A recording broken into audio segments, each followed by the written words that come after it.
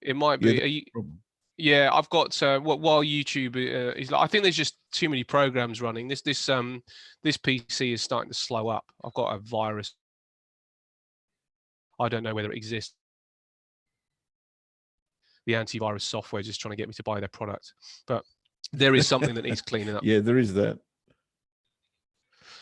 Right, now YouTube's loaded up, so we should be okay. At the moment, mate, I can hear you fine. That's all okay. good. Okay, so Axie has actually just frozen up. I've lost thing there.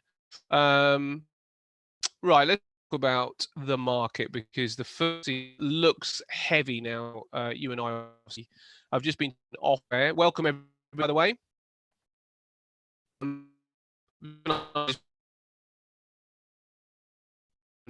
Yeah, you've faded out again, mate. And guys in the room, if you could just let us know, is it Ash's connection? Can you hear me fine, me, Jeff? And is Ash's connection a problem, or is it my connection to Ash that I can't hear properly? I think I keep losing my broker. I've lost a lot of brokers, mate. Yeah. Let us know, guys, if there's a problem with the sound here. Now, the first thing is anybody that puts yes. Cheers, guys. Cheers, Aiden. Yeah, thank you. Yeah, it appears to be your connection, mate. But okay, carry on. See how we go. Okay, let's see how we get on. So yesterday we took a trade in the FTSE long and off of the weekly pivot. Some price action that was a little bit hairy. You know, the entry bar was this bar here, and I was saying previous stops at 25 pips, which is down there. So when price came down and tested this line here, there shouldn't have been an issue. You guys stayed with the trade, and then the profit taking area was up here. At that time, I probably didn't say it at the time, but you know, moving stops to break even is all something on the trade. So hopefully everybody made money yesterday. If you didn't make money yesterday, you certainly didn't lose if you the way that that was illustrated. Now, I'm still quite keen on the long. I've got I've got a little sell in this spot, and I don't mind that. I'd quite like to see through this area because that would really help me. Because what I really want to do is just put this sell at break even and see if I can get a bounce. Because I'm keen on the. I've just been talking about market sentiment, and this obviously quite weak. It's not going too well, which is why this protection's in place. I've still got my longs in, and I'm quite happy to hold on to those for right now. If that doesn't transpire, of course I will flip positions. But for right now, I'm still quite keen. Now it doesn't mean I'm keen along here. I would be more happy to see if the market to this low and give me a long from that point. You can see the potential for a formation of a left shoulder here. So I kind of want to see the right shoulder form and bounce again off the neckline and see if we can actually start getting some pickup. We've got a slight issue with the time of year. I mean, that's one of the reasons that I'm not so keen on the shorts just right now, if I'm completely honest. I think that a rally into December is often it's often what happens. So I am looking. Wouldn't mind just a little bit lower before we start to see that rally establish itself. But I'm still quite keen on the long. The problem is that, as I say, Jeff and I were just talking about Donald Trump, and there is a Donald Trump factor, and the Donald Trump factor is causing this market to pause and then move back in the opposite direction again. This bar was quite telling. Yesterday on a 4-hour chart, and subsequently we have seen that downside. But as I say, I'm not too worried about the downside. As I say, I'd quite like to see this, and then us bounce, and maybe we bounce and we get a proper bounce, or maybe we don't. Maybe we just bounce right back again and pause. So let's see. The you know, it has drifted to the downside. the first 5-minute bar is just forming, and there has been just a little bit of a bounce to the upside. But when it comes down to this stuff, and in truth, I was talking about purple patches yesterday, and yesterday's trade was fine. That what I described to you guys, absolutely fine. We had a trade on Monday which didn't work out. Yesterday's trade should have worked out for everybody, but in truth, I didn't trade it very well. I should have taken profit here, because what I have taken profit, because if you guys remember, I had a long in the market all the way down here. I was long here and I was long here, and I've closed those two positions now. So I took profit yesterday, but I really should have closed all of these longs here and just taken the hit on these because of the profit made from the other two. But I chose not to do that because I'm still quite keen on the long overall. But I would like to see some downside. I would like to see just a little bit more flushing out early doors, or maybe for the rest of this week, and then see if we can get some significant bounce. Now, if that isn't to happen, then I will hold the short, and if it goes through, I'll look for my bounce in a different area. I'm okay with that, because what I'm not looking to do is make money out of this short. I'm just looking to protect the longs at this particular stage. So I'd like this down here so I can move stops to break even. Then it can take the stops out and potentially go. Obviously, what can happen is it can take stops out and then start to turn over again. But what in my experience can happen there is you get a slightly better price. So I'm still going to look for the protection if I have to. But yeah, I'd like the market down a little bit further, mate. I just don't. I don't see a huge deal of negativity. You and I both heard the speech yesterday. Yeah, I think we probably should just have a little chat about that. And, what has he done to markets and market sentiment with that speech, which was, we've just had a conversation about it, and it's probably the best presidential speech in terms of economic statements that I've ever heard. Yeah, just amazing. Yeah, I'd love to run a fact check across it. I've got to say that. Yeah, because he just strutted out some incredible figures and stats that make him look obviously like the Messiah. Yes. And as I say, I don't know that all of them would be true. There's probably a bit of a Trump slant on most of it, but very, very compelling speech. And if you was from Mars and had no idea who Donald Trump was and heard that speech, you'd say, wow, this guy's got a handle on the world economy and his own country's economy. You'd have to be impressed. Yes. Yeah, I completely agree with that. I completely agree and subscribe to that, because I don't know if anybody else heard the speech, but it was impressive, and he spoke very, very well. And I've got no... It's not that I dislike Donald Trump. I just don't like his opinions about many things. As a man, I don't know him well enough to say whether I like him or not. In fact, I don't know him at all. But I only know what I see on TV. But I don't like his opinion on things. I don't like. In fact, we'll talk about the Australian Prime Minister in a short while. But not that it's got anything to do with trading, but I don't like the environmental issue denial. I find that very, very dangerous, and it doesn't sit well with me. They're both on the same page there, aren't they? They really are. I mean, and this is where, I mean, it comes down to trading in some respects, because the Australian Prime Minister is all about the economy, and that's obviously what that's his big concern. That's that's the thing that he's most focused on, the Australian economy. Who was that young lady? I can never remember her name that spoke a month or so ago. Greta Thunberg. Yeah. Her exact point.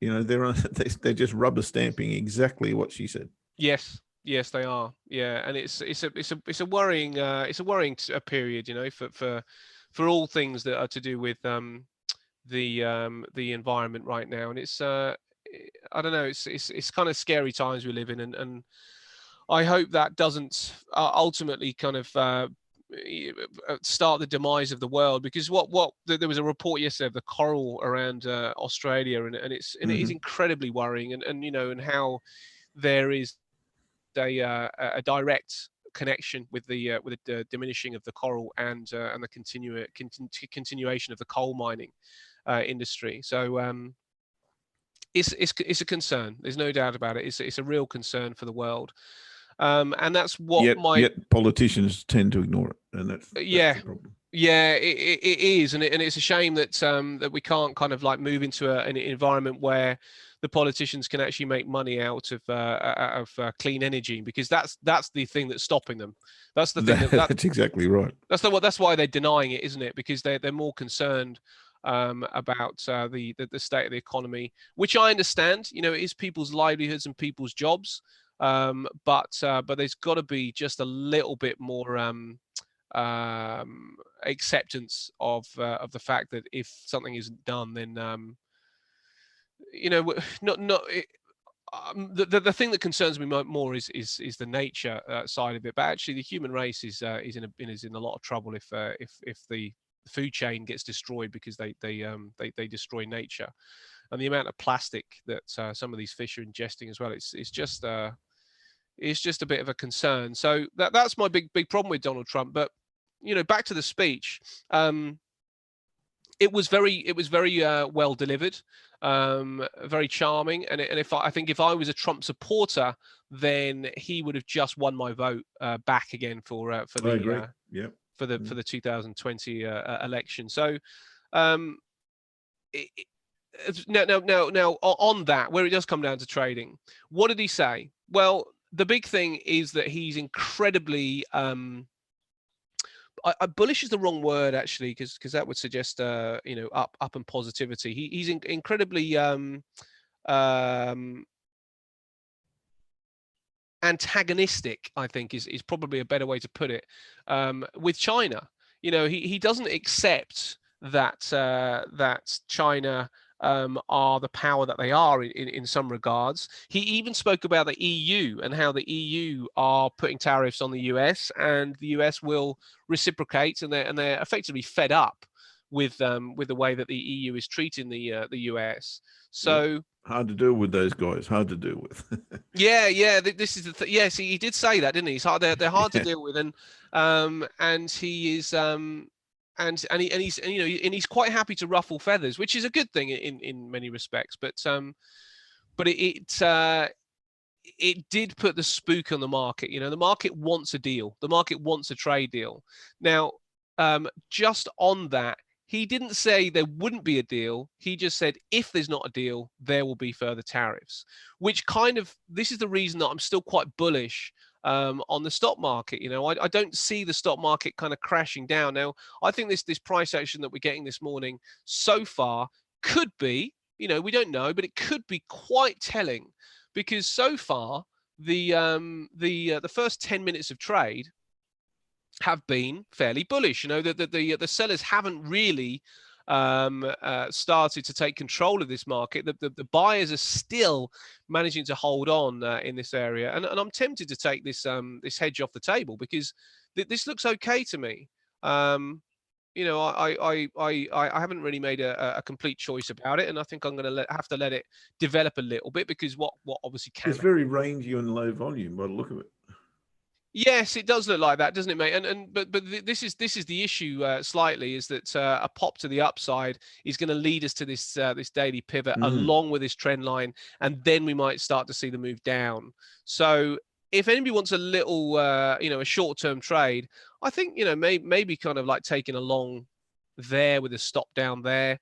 You're only going to get a 1-to-1, and maybe that actually looks a little bit too dangerous, you know, for where we are.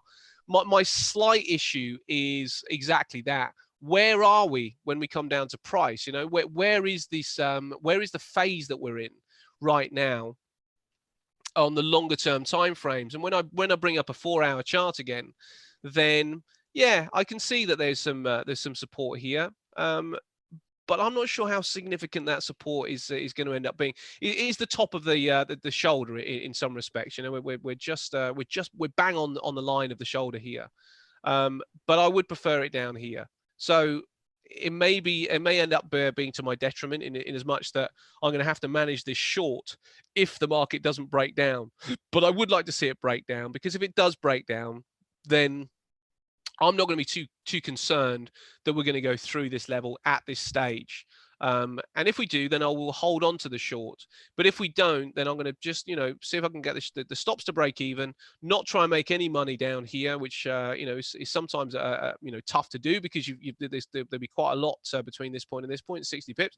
But I'd quite like to see it down here. That doesn't mean I think it's going to happen, to be fair.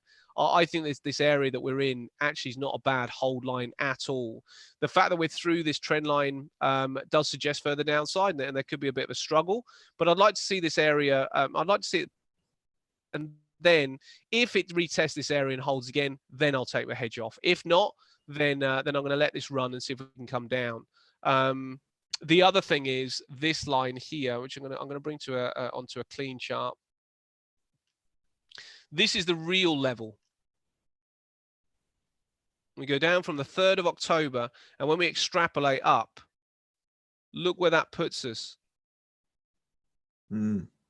This little break back again. Now we're right on the level. So we haven't really broken down, but price is below that level. It is flirting just below this particular level right now. So I think that's a little bit concerning as well. But I have to say, mate, overall, I think this market is still a long. Less bullish. Looking at your previous chart, gee whiz, I can see a case for both, and I can make a case for both. Yes, that's the case. That's the point, isn't it? Yeah, that's the point. Yeah, that's the point. I mean, the big bull bar on Monday's big bull bar. Yeah. I think you were on I don't know what chart you're on. Maybe the hourly. Yes, on the hourly. Yeah. No, the 4 hourly. I think it was this one here. 4 hourly. Yep. That big bull bar there. What that's actually effectively done, is it Monday? That is Monday. It's the response to the sell-off that could only go to the bottom of that range, which was the top of the previous range. So the breakout level, if you like. Yeah. And then the response was, okay, let's get out of here. We don't want to be here. And we've gone above that range again, and now retesting that. So to me, the only conflicting evidence against that is that seller bar on 3 bars back, which is off a resistance level and formed a right shoulder, if you like. Yes. So that's why there's a case both ways for me. Yes, I agree. And the other thing is that maybe this is a little bit of a head and shoulders pattern here. It was quite shallow, but it's almost like we've retested the neckline. And that's the other issues that we could actually start to see some further downside from this point. So I think because you and I are in the same camp, in as much that the price action isn't telling us everything we need to know. And I'm going to show you some other bits and pieces as well. This is the weekly chart. This is the weekly chart where we do see a head and shoulders pattern potentially forming, which is obviously bearish. And this is the monthly, which again could be a left shoulder. In fact, this is still the diamond that's in place here. So there is some potential long-term negativity. And I don't deny that. I suppose what I'm looking for is that negativity to maybe start to take place later in the year, so maybe in December or something like that. But I'm still looking for November to be fairly bullish. So so far this looks like it's holding on pretty well. And do you know what? It wouldn't be the worst thing in the world for everybody to wait for a 4-hour bar.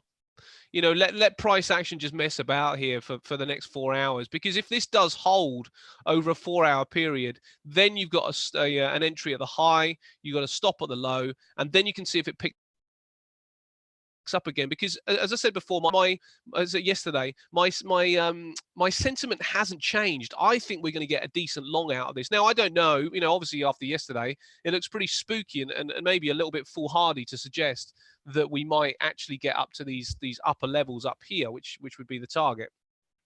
But if we start to break forward, if we break this high, that's the next level, or maybe along here possibly. But it does look to me like there's plenty of room for the upside.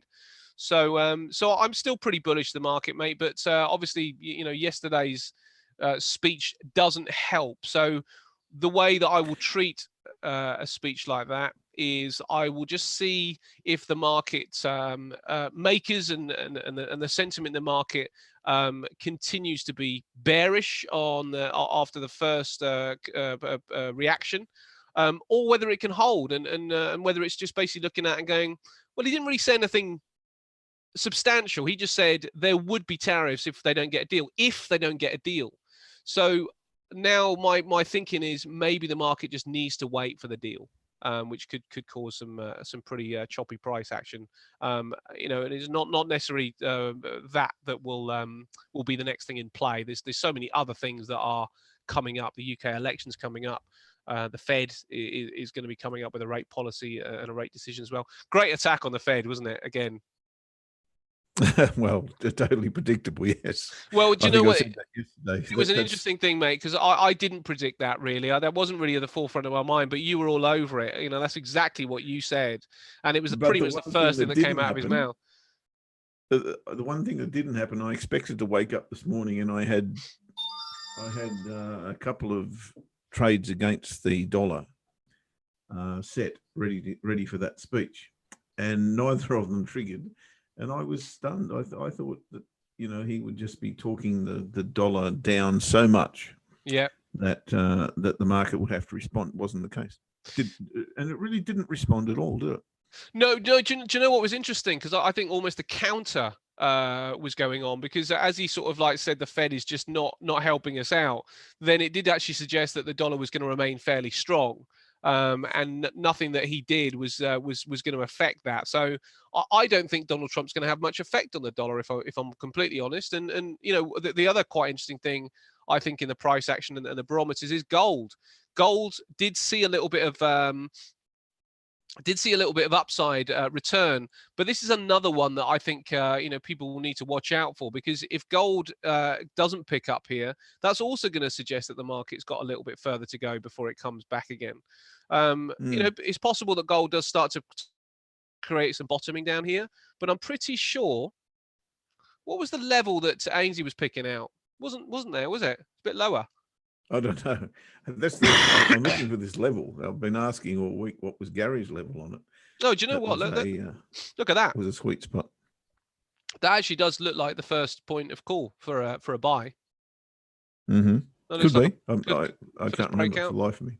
No, I think it was a little bit lower that Ainsley was looking at, but certainly gold could start to bounce here a little bit.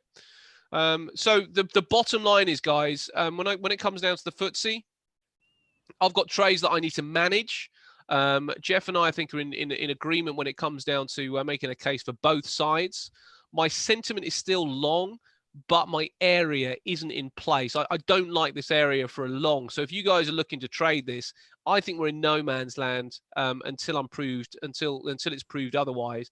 And the proof of otherwise is going to be a bounce and a retest.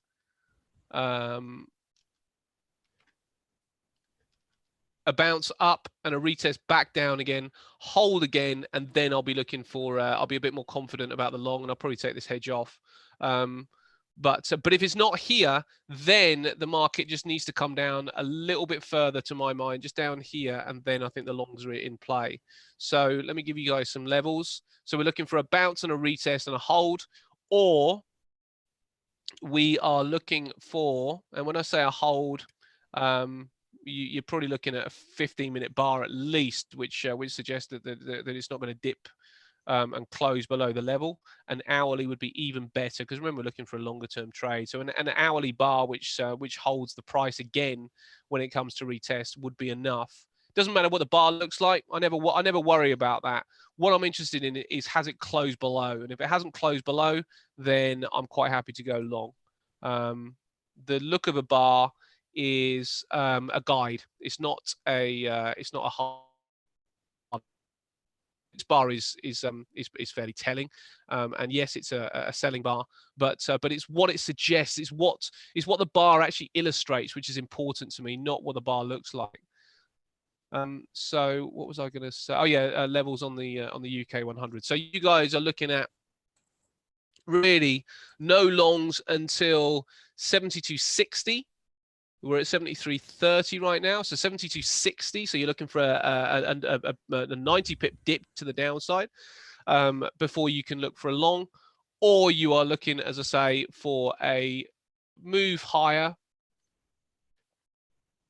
up here, a retest here, and right along this this particular line here, when it comes back down again, you want to see the price action just do something where it ends up closing just above. Doesn't matter what, as I say, what the bar looks like. If it closes just above, then you can start looking for a long in that area and then see if it takes off. So maybe it'll be enough that we just get the one hole, but I would like to see it retest, because I still think there's a little bit of negativity at the daily pivot. I think we're going to be coming back down and retesting after that. So possibly here, but I think just a little bit of waiting might be wise today. I want to know what the market's waiting for. I'm not seeing a whole lot of, and this is, I think, my confusion with market sentiment at the moment. I've got no idea, really have no idea. And generally, I've got a reasonable handle on what the market is thinking. But today and yesterday, really, I've got well, actually, yesterday I had a fair idea. But today, I've got nothing. Well, we got to Powell later on, mate. Yes, okay. So we got Powell later on, which is obviously going to cause some fluctuations. Actually, I'm glad you brought that up, because I wasn't really on top of that, which is pretty remiss of me. But yeah, with Powell out later, I think there's opportunity later in the day. But what you're telling me, it just says to me this market is likely to be choppy and it's not a trading environment. That's what Jeff is saying, is that there's no reason to pick a direction. And if there's no reason to pick a direction, then you do nothing until there's a reason to pick a direction. And that's not coming in until 4 p.m. UK time. It's only 10 o'clock. It's only 8 o'clock in the morning. So there's not until the end of the day today are we likely to see price action, which is going to be committed. I don't think there's going to be too much commitment. And as I say, I'd just like to see this market just drift a bit lower. Help me out, market, if you wouldn't mind, because if I've got a feeling you'll see that. Powell comes out, but it will be a drift. Yeah, well, I'm okay. I mean, if it drifts beyond my level, then I'll take that. But I think the thing with Powell is that is he likely to say something which is going to help the market? I mean, he doesn't really have a great record with that. But do you know what? Now, have we missed something, mate? Is there horseplay going on with Donald Trump just before Powell makes a speech? Well, maybe what I said yesterday will be forthcoming with his testimony today. Who's he He's testifying to who? The Joint Economic Committee, yeah. Right? So it's the same dudes who were in Trump's speech yesterday. Oh, okay, yeah. So they're going to be, one would have thought, questioning him on what he thinks in relation to what Trump is saying. And Trump is saying they're a pack of idiots, that they just don't get the idea, they don't get the big picture. Well, but more tellingly, I think Trump has come out and said no tariff decrease if there's no trade deal. Now, one thing that Powell will have to do is react if the environment changes. And I wonder whether there's horseplay going on with Trump by saying, if there's no trade deal, then the tariffs are back on, and that will mean that Powell will have to react. Well, yeah, interesting. I hadn't considered that. No, I've only just considered it now. I wonder whether, because it was Trump he's not an idiot, and timing is quite key, isn't it? And I wonder whether the timing of what he said yesterday is to force Powell into at least accepting that they will have to react, not reacting, but accepting that they are not only just watching data, because that's his robotic response to everything, isn't it? Watching the data, we're letting the data dictate what we're going to do. That doesn't really, it doesn't, it's no good for man the beast, and I think. What Trump is trying to do is force Powell into a little bit more commitment if there is a change in sentiment, because hold on, Trump's comments on tariffs. Now the market is going to buy back up if Powell says it's okay, we got your back. We will fix that. If that happens, we will fix it. So we will rebalance the economy by rate cuts if there is no agreement with a trade dispute. So I wonder whether that might be something that we might start to see a little bit of joy out of the market with, which again, that just says to me, stay out of trouble. Get out of the market for the morning, guys, and wait until till later on. Yeah. Let him make the speech, because if I'm right on this, and this is going higher, I think I'd find the short this is going higher, then it's going higher by quite a bit, and it means that we can wait for the speech to happen. And when it gives an indication, then we just kind of load in. Simple, really, isn't it? That'd be the way I'm playing it, mate. That's the way I'm going to play it. I'm going to wait for his speech, and I'm going to see if he or hear whether he can say something which is going to help this market out, give it some direction, and then see what happens. Because this was the interesting thing yesterday.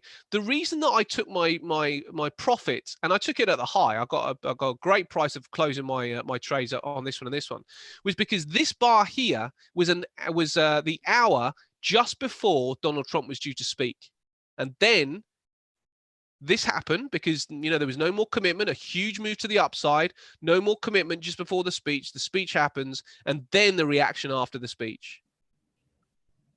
So what we are likely to see now, I think about it, is price action, which probably doesn't go a great deal of distance before the Jerome Powell speech, and then after the speech, we might start to see some movement. But if it's still here when Jerome Powell's speech is starting, I'm not sure whether I'd be too confident about saying just buy it up. So a test up here and a retest down here comes out the question now.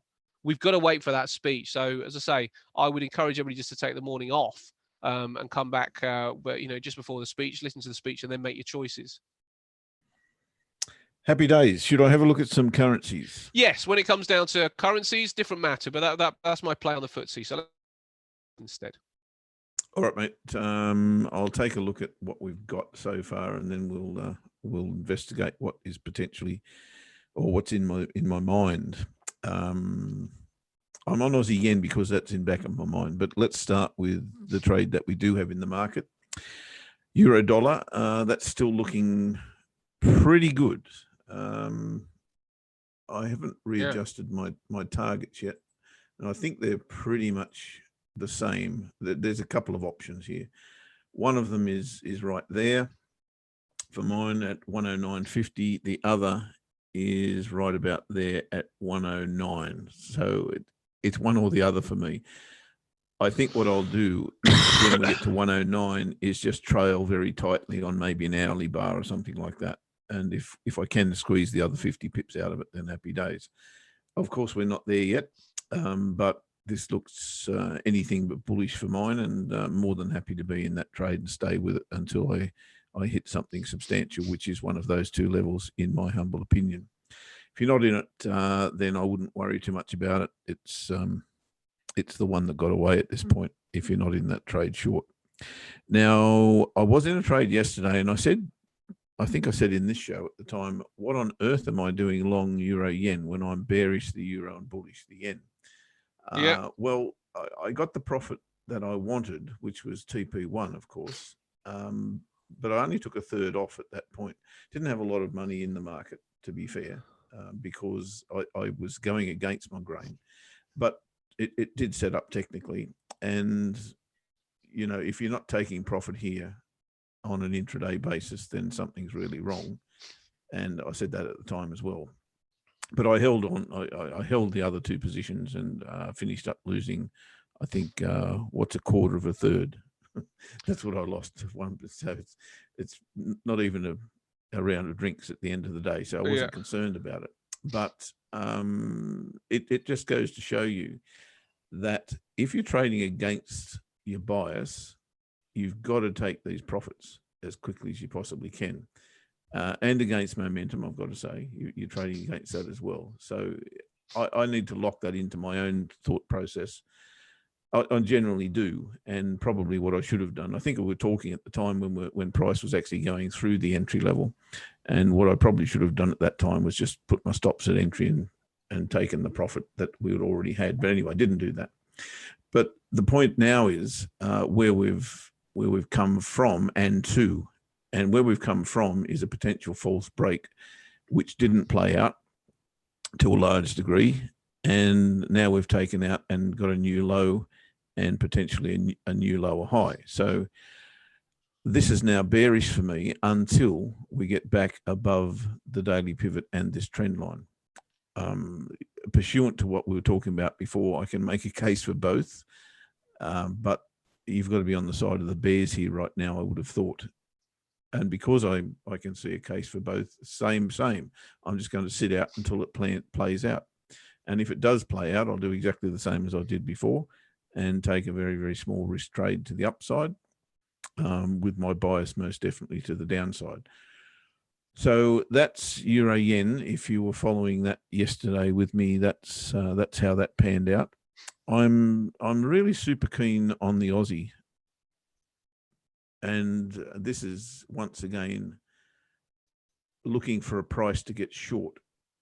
The reason I'm looking for a price to get short is you can see they're absolutely piling up here, just raring to go, raring to get short this cross. But every time they hit this, the bottom of this channel, they get spooked. And now they've hit the monthly pivot 1, 2, 3 times in the last 2 days. I'm really just looking for a higher low here. And if I do see that higher low, I think there's a trade on offer. There's already some shots over the bow on this resistance trade line. This candle yesterday, what was the news on the Aussie yesterday? I'm just trying to have a look. That's there was average earnings. Average earnings, right. Yeah. Okay. So wages were down. Wages were stable. I think it's the same. Yeah, but it's coming from a pretty low base. Wage price index quarter on quarter 0.5%. Sorry, previous was 0.5%. Forecast was 0.5%. But okay, fairly low base. In actual fact, it is the lowest number in the last 2 years. So wage the increase in the wage index is it's going up incredibly painfully slow. So this also would have happened around the interest rate announcement on the Kiwi, which of course was a shock to the market. Now, the Aussie and the Kiwi, for whatever reason, whenever there's an interest rate announcement, they just follow each other. It's weird. It's the funniest thing. And this happened around about the same time. This is an hourly bar. I think if you break that down, there's probably 2 halves. Of course, there's 2 halves to here. Well, there you can see it. So that's weird because the Aussie was first. The Aussie wage index was first, and then the New Zealand dollar interest rate announcement. It just completely nullified everything here. So there's really no story in the news this morning as far as I'm concerned. So what I'm still seeing is rejection of the monthly pivot number 1, false break of the bottom of this channel, and a whole lot of shots over the bow that are saying to me this is going to break to the high side.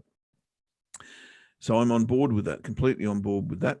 And I definitely see the top of this channel as a potential target. And I said this yesterday, I'm just looking for a way in here really, and haven't seen one as yet, but still getting shots over the bow, little high test bars sitting here. That's a tradable bar for mine if it's big enough. Pull back away from it, that's another tradable bar, and we're continuing to pull back away from it. But what I don't have is a clear higher low, and that's what I'm looking for. So when I see that, and I've got a confluence area, maybe this trend line, maybe something like that. So false break up here, back, bang, away we go. I'm just looking for some reason to get long here on the Aussie, but only to get a price to go short. So if it goes here without me, I'm not concerned at all. My reasoning for the short is based really on, and I've had a good look at this, really on seasonals. Now, I'm not a fan yet of the system that I'm using to work that out, but it's kind of in trial mode, if you like. So when I actually get this proven, then I'm happy to share it with you. But at this point in time. If we were to come up here, I can definitely see the formation of a head and shoulders potential here as well. Maybe we don't even get there, but I think that's going to be congruent with what I feel is going to be the outcome of the Aussie. And if you look at the weekly chart, you know, it's really tough to be a bull here on the Aussie at all. If you go to the monthly chart, it's very much the same. This has just continued to go down and down, continues to make lower lows and lower highs. I think this level here is absolutely prime for taking the next short. So that's where I'm at on the Aussie. In terms of trading it today, well, any trade, any time frame, I'm really happy to listen to what the market's telling me, but I do want to see that higher low before I get long. That's the Aussie. Euro pound, look, there's, I think I spoke about this setup, and if it did set up, I'd look to trade it long. I've kind of changed my mind on it. And the reason I've changed my mind on it is basically because I'll be taking a terrible price here if I now took the long at this level. It is a clear potential false break for me. Break, consolidate, back above, retest. It's all in my my textbook that one day I'll write. But if I were to take this price and we take off from here, I'm really getting in at the wrong level. So I'm just going to cool my heels on that one and wait for maybe a better price level, maybe at this confluence area. If we can break and retest that, for instance, that looks good for long for me, but I'm not committed to it. I'm really not committed to it in any way, because the euro has still got a way to fall, in my humble opinion. So I've opted to go with the pound, believe it or not, trading it long. And the longer this goes on, this consolidation area, the less keen I am on the potential trade. What I saw was, let's go to a bigger picture. What I saw was this descending channel clearly now formed, top to bottom, bottom to top, bottom to top, top to bottom, and bottom to top. So I'm looking for this to go in that direction. Can I trade that yet is the question. And I thought this morning there was a reasonable setup. You can see we've come above the pivots again. We've retested those, rejected those already, and we've broken and rejected a little trade line in there on the 4-hour chart as well. So I can definitely see the potential for this to happen. That's that 4-hour trade line that's been broken and retested. So if you're going to enter the market, that's probably the better price to go with. But you look at price action since. It's really, really tough. And this is what I say, I'm finding it really difficult to get hold of what the market sentiment is. And I'm really, really finding it a struggle to find quality entries here.